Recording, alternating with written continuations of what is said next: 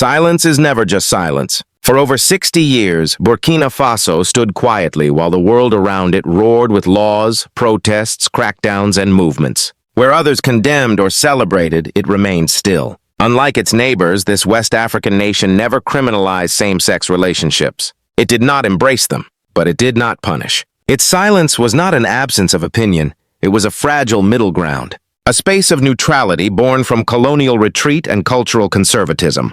But in September 2025, that silence shattered. In the capital, Ouagadougou, a unanimous vote echoed through the parliament's chamber. A new law was passed, criminalizing homosexuality, carrying prison sentences of up to 5 years, and deportation for foreigners. The world gasped. Burkina Faso, once seen as neutral, had chosen a side. Was this truly about morality? Or was it something deeper? A battle for sovereignty? An assertion of dignity in the face of global pressure? Stay with us. This moment is not just about a law. It's about how Africa reclaims its voice in a world that still whispers control. Subscribe and stand with dignity, because silence is no longer an option. For decades, Burkina Faso stood as an outlier in West Africa, where nations like Nigeria, Uganda, and Ghana had long embedded anti-LGBT laws within their penal codes, some dating back to colonial times. Burkina Faso remained silent. Not supportive, not hostile, simply silent. The nation, formerly known as Upper Volta, gained independence from France in 1960. Unlike its Anglophone neighbors who inherited Victorian-era sodomy laws, Burkina Faso's legal framework did not include provisions against same-sex relationships. This created an unusual gap, one that placed the country in a rare legal position across the continent. But that silence wasn't freedom. It was absence. Though the state did not intervene, society did. In the streets of Ouagadougou, in the mosques of Koudougou, and in the churches of Bobo Dioulasso, cultural and religious conservatism shaped attitudes. More than 90% of the population identifies with a religion, Islam, Christianity, or traditional beliefs. In such a climate, same-sex relations were not accepted but tolerated in legal ambiguity. Families whispered, communities judged, but the law said nothing. For over 60 years, this fragile neutrality held. Then the winds shifted. By the early 2020s, neighboring countries took firmer stances. Uganda, in a move that drew global outrage, passed a law including the death penalty for aggravated homosexuality. Nigeria extended its own harsh penalties and ramped up enforcement. Ghana tabled legislation framing homosexuality as a threat to family and tradition. Mali aligned itself with cultural conservatism under a military junta. And still, Burkina Faso stayed silent, until Captain Ibrahim Traoré stepped forward. In 2022, at the age of just 34, Traoré seized power in a military coup. He claimed the civilian government had failed against terrorism, corruption, and foreign interference. In the vacuum that followed, Traoré presented himself not just as a soldier, but as a symbol of a generational shift, determined to redefine sovereignty on his own terms. Among his earliest moves, cutting ties with France, expelling foreign troops, and turning to Mali, Niger, Russia, and China for support. But one shift sent louder ripples, the reintroduction of moral codes through law. In late 2024, under Traoré's transitional leadership, a draft amendment was quietly introduced into the National Assembly. It proposed to criminalize homosexuality, framing it as a matter of cultural preservation, not discrimination. The government didn't publicize it widely, but it was debated in mosques, churches, and local markets. Some saw it as opportunism, a distraction from the worsening economy and escalating insurgencies. Others believed it was inevitable. The neutrality had become untenable. By September 2025, the law was passed unanimously. No abstentions, no objections, not a single dissenting vote. The new law imposed prison terms of up to 5 years for same-sex acts, fines and deportation for non-citizens engaging in or promoting LGBT advocacy, censorship of materials deemed to promote immoral behavior. For the first time in its history, Burkina Faso bans homosexuality law, not inherited, not imposed, but created, and the world took notice. International media branded it a betrayal of human rights. Rights organizations denounced the law as draconian. Western governments issued statements of concern. Funding partners began re-evaluating aid packages. The European Union and United Nations warned of possible sanctions, but at home the mood was different. In town squares and online forums, crowds celebrated. Hashtags like #OurLandOurLaw and #BurkinaRises spread like wildfire across Francophone Africa. In mosques and churches, the law was praised as a restoration of moral clarity. In a nation battered by war, poverty, and foreign interference, many saw the move not as repression, but reclamation. And so the question arises, what made a neutral country embrace a law so divisive? This was not just a legal act. It was a signal that in the battle between silence and identity, Burkina Faso had chosen to speak. But what comes after the applause? The vote had been cast. Not quietly, not reluctantly, but with unity rarely seen in Burkina Faso's political history. Every single hand in parliament rose. No one abstained. No one hesitated. It was a spectacle. Cameras captured the moment. Lawmakers in dark suits seated in symmetrical rows, raising their hands in unison. There was no chaos, no audible dissent. Just order, clarity, and resolve. The image traveled fast. Within minutes, it was splashed across screens in Accra, Abidjan, London, and New York. And with it came the headlines, Burkina Faso bans homosexuality law in unanimous vote. From silence to sentence, a nation redefines morality. But beyond the press rooms, a storm was already building. International reaction. In Geneva, the United Nations Human Rights Office called the move a dangerous step backward for basic freedoms.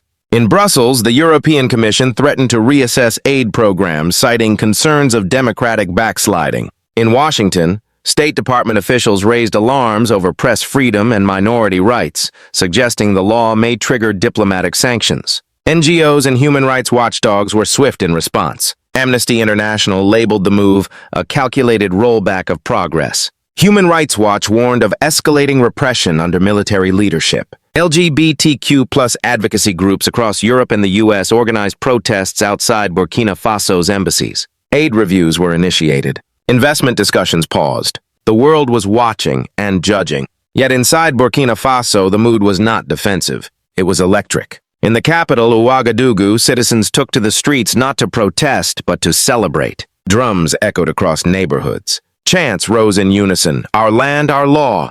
We are not Paris. We are not Washington. Mosques rang with sermons, hailing the law as a return to moral clarity. Church leaders described the moment as a correction of historical oversight. Online, hashtags like #SovereigntyFirst, #BurkinaDecides, and #AfricaIsRising trended across West African platforms. Even the diaspora joined the fray. In London, Birmingham, and Leeds, debates erupted across African communities. Some condemned the law as outdated and cruel. Others defended it passionately, not because of its content, but because of its symbolism. One elderly Ghanaian British man interviewed outside a South London community center said, "We've had enough of being told what values to have. If the West can define its family, why can't we?" The conversation had transcended sexuality. It had entered the realm of sovereignty, political calculations. Supporters of Captain Ibrahim Traoré hailed the moment as proof of leadership. He had dared to do what others wouldn't, speak clearly in an age of global ambiguity. His defenders argued, the law was not about hate, but about self-definition. It reflected the will of a majority deeply rooted in religious values. It marked a break from Western conditionality. His critics, however, saw something else. They warned of political opportunism, using a divisive issue to distract from economic collapse. Suppression of dissent, laws passed without transparent public consultation. Mounting isolation, aid cuts that would worsen poverty. Both views coexisted, in the same cafes, in the same households, on the same news feeds. What cannot be denied is this. The law unified the parliament but divided the world. And Traoré? He leaned into the fracture. In a nationally televised address days after the vote, he declared, "We are not anti-anyone. We are pro-Burkina. Our laws are a reflection of our people, not of foreign donors." It was a direct message to Washington, Brussels, and London, and a rallying cry to Mali, Niger, and other Sahelian allies. A new alliance was solidifying, grounded not just in security, but in shared cultural defiance. Yet even as the celebrations continued, so did the realities. Inflation was rising. Basic goods were scarce. Schools lacked supplies. Hospitals operated on crumbling infrastructure. And still, jihadist insurgencies continued to strike rural regions. The applause inside Parliament faded. Outside, a deeper question lingered. When the world reacts in outrage and a nation responds with pride, who defines what's right? The answer, perhaps, would shape more than just Burkina Faso's future. In the days that followed the historic vote, pride pulsed through the streets of Ouagadougou. For many, it felt like a long overdue affirmation that the government finally spoke their language, not the one imported by diplomats or written in donor reports. But pride, as history shows, does not pay wages. It does not fill hospital shelves, and it does not stop bullets. Economic pressure. Burkina Faso's economy was already in crisis long before the law passed. Nearly 40% of the population lived below the poverty line. Youth unemployment approached 1 in 3. GDP per capita remained under $1,000, placing the country among the poorest globally. Aid was a lifeline. Almost half of the national budget came from foreign assistance. Now that support was under threat. Development programs stalled. Education initiatives funded by EU and US agencies were paused. Humanitarian funding was reevaluated. Investment talks, already fragile, went cold. Healthcare bore the brunt. Medicines became harder to procure. Clinics reported shortages of essential supplies. In some rural areas, international medical teams withdrew. Yet the government stood firm. "We will not exchange our soul for supplies," one cabinet minister said. "Let them keep their conditions. We will rebuild without them." That promise, though powerful in tone, remained untested in practice. Security realities. Far from the capital, a different war was raging. Jihadist insurgents continued to attack northern and eastern provinces. Entire towns had been emptied. More than 2 million people displaced since 2016. Despite an increase in military spending and new alliances with Mali, Niger, and Russia, the violence persisted. Traoré's government had hoped that cultural unity would foster national cohesion. But many communities still felt abandoned. They didn't oppose the law. They simply wanted safety first. In Jibo, one woman told a local reporter, "I'm glad our leaders are strong, but I need food. I need to return to my farm." The disconnect was growing. In the cities, celebration, nationalism, pride. In the countryside, exhaustion, displacement, need. The emotional trade-off. Still, something subtle was shifting, an emotional undercurrent that statistics cannot fully capture.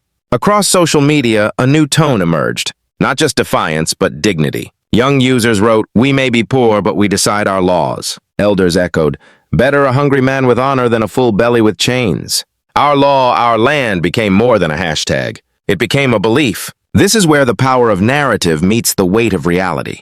Traoré had delivered a symbol, one that many could rally behind. In doing so, he transformed Burkina Faso bans homosexuality law into a statement of national identity. But that doesn't erase the risks. International observers warned, sanctions could deepen dependency on authoritarian allies. Press freedom might further decline under tightened cultural laws. LGBT communities, already marginalized, could face targeted persecution. The balance was delicate. A single misstep could push Burkina Faso further into isolation. But for now, the government had reclaimed the narrative.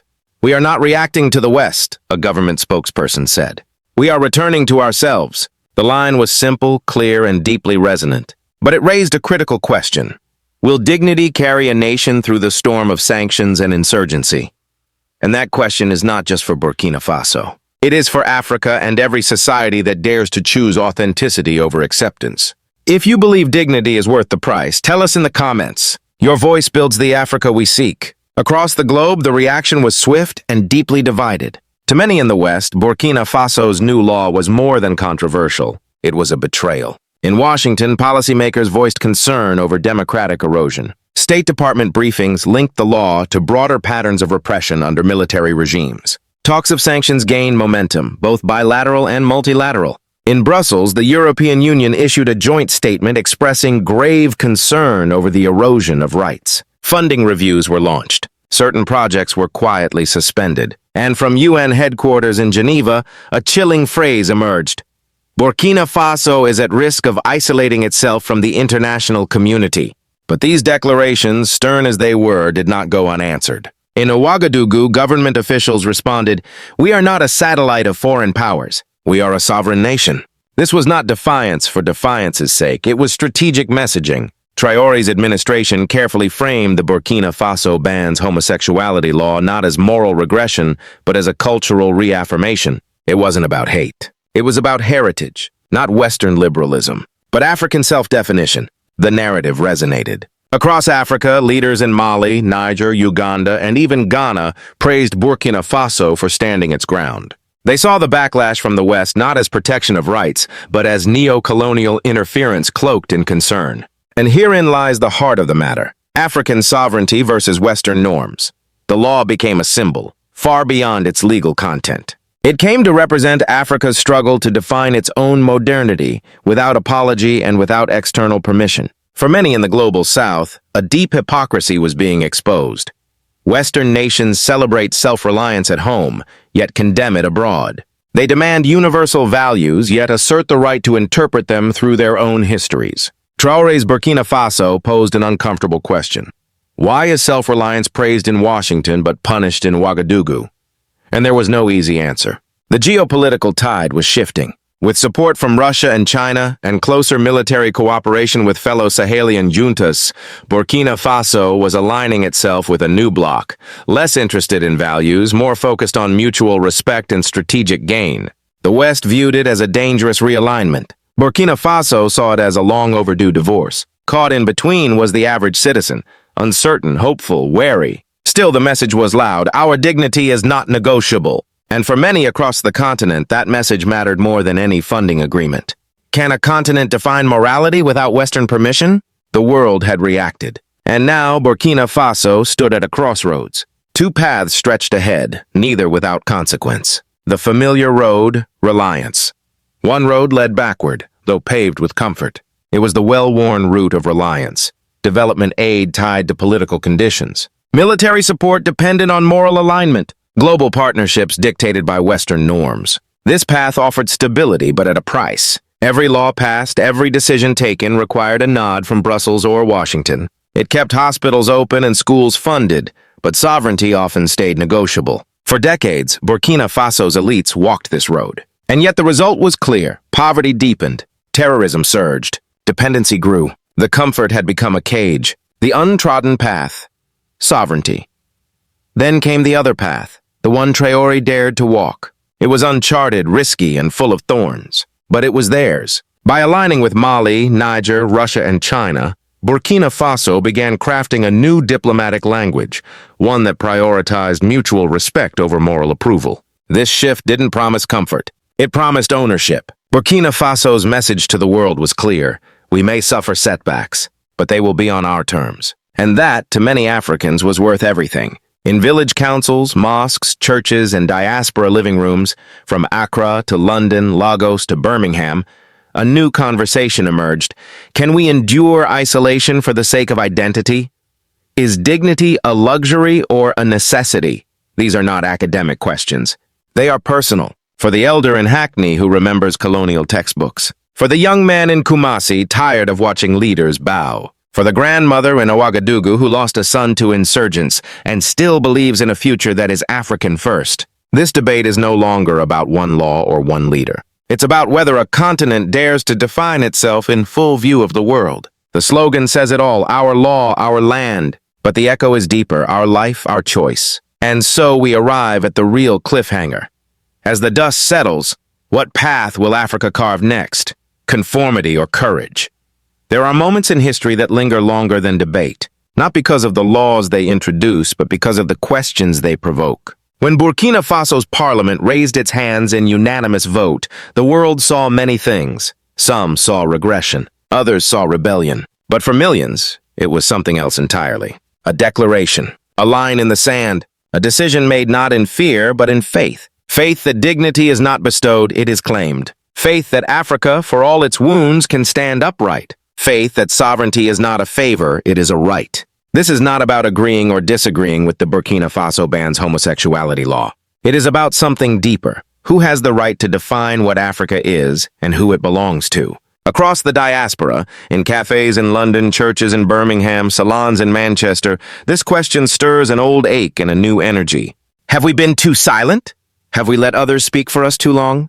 Today, silence is no longer neutral. And for the generation that saw empires fall, that prayed for self-rule, that watched independence come and go, this moment means something profound. It says we may not have everything, but what we do have, we choose. This is not just Burkina Faso's story. It is the story of a continent wrestling with power, with pride, with African sovereignty versus Western norms. It is the story of people like you whose roots stretch across oceans, whose ancestors dreamed of this moment. And so I ask you now, When a nation speaks not what the world wants to hear, but what its people believe, will you listen or will you judge? If this story touched a truth you hold dear, speak it. Share it. Don't scroll in silence. Subscribe, because for too long, Africa's voice was filtered. It's time we tell our future out loud.